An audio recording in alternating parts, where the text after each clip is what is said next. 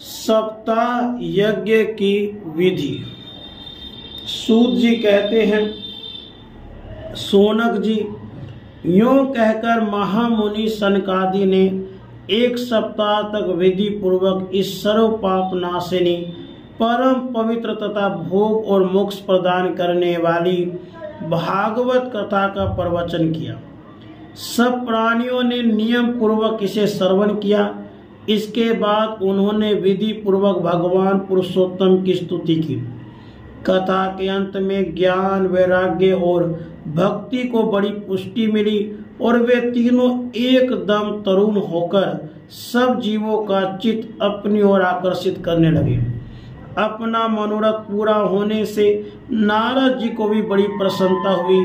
उनके सारे शरीर में रोमांच हो आया और वे परमानंद से पूर्ण हो गए। इस प्रकार कथा श्रवण कर भगवान के प्यारे नारद जी हाथ जोड़कर प्रेम गदगद वाणी से सनकादि से कहने लगे। नारद जी ने कहा, मैं धन्य हूँ, आप लोगों ने करुणा करके मुझे बड़ा ही अनुग्रहित किया है। आज मुझे सर्व पापहारी भगवान श्री हरि की ही प्राप्ति हो गई। तपोधनों, मैं श्रीमद् भागवत श्रवण की ही सब धर्मों में श्रेष्ठ मानता हूँ, क्योंकि जिसके श्रवण से वैकुंठ अर्थात गोलोक विहारी श्री कृष्ण की प्राप्ति होती है। सूत जी कहते हैं, सोनक जी, वैष्णव श्रेष्ठ नारद जी यूं कहीं रहे थे कि वहां घूमते घूमते योगेश्वर सुखदेव जी आ पहुंच गए। कथा समाप्त होते ही व्यास नंदन श्री सुखदेव जी वहां पधारे।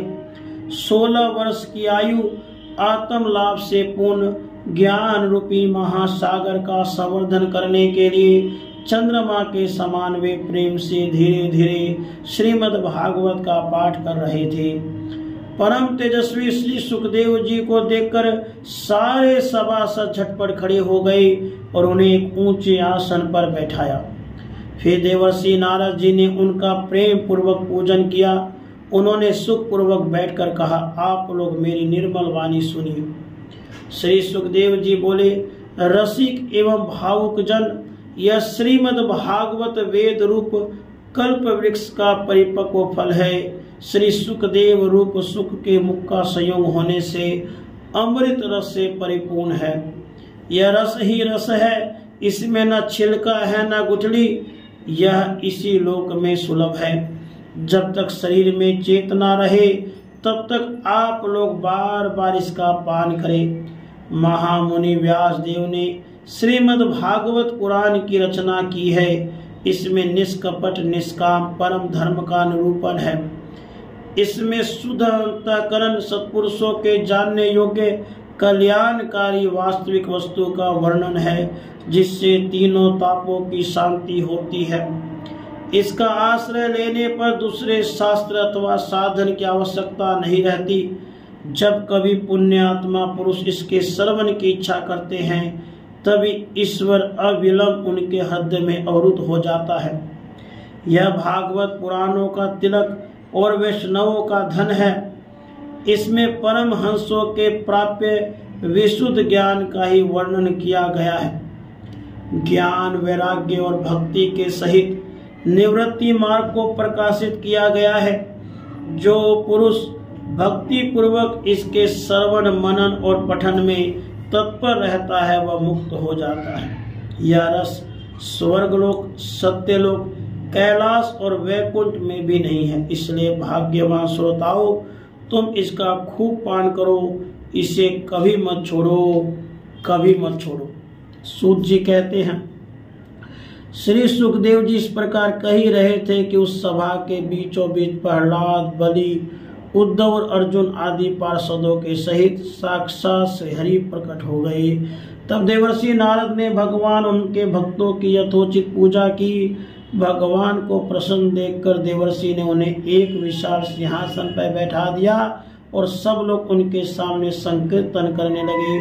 उस कीर्तन को देखने के लिए श्री पार्वती जी के सहित महादेव जी और ब्रह्मा जी भी आए।